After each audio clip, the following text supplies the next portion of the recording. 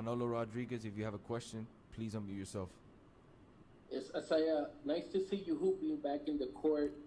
As you mentioned, you're 100%. You did have some 6 turnovers that actually hurt a little bit.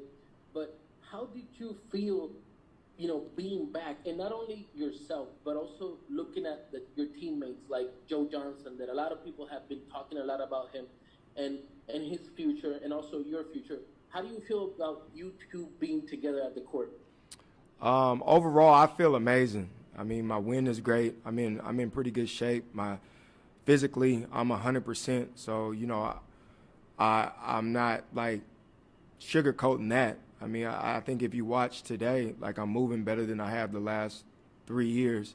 Playing with a guy like Joe Johnson, 18-year NBA vet, 8-time All-Star, it's a privilege to play with a guy like that. So, he makes it easier for myself. Obviously, today, everybody was rusty. Myself, I haven't played in a little over a year, so my turnovers were, uncharacteristic. And, tomorrow I'll make the adjustments. I'll play better. And I think as a whole, as a group, we'll play a lot better.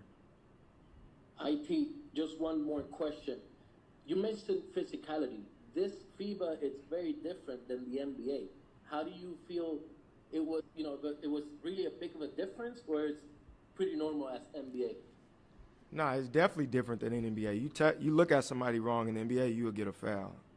In the FIBA, I'm from a tough neighborhood, so like it's all about adjusting. Like it's definitely more physical, but at the end of the day, like I said earlier, it's basketball, and you got to make the right adjustments to be able to succeed in this type of basketball. Thank you. Nice to see you back. Thank you. Manolo Rodriguez, if you have a question for Coach, please unmute yourself. Yes, Coach. On the second quarter, middle of the second quarter, we saw kind of struggling Isaiah Thomas, and you took him out of the game, brought back Joe Johnson. What was your mentality, or what did you say to Isaiah Thomas to get him back in focus to the game? Yeah, in that situation, ironically, he did have a tough stretch there.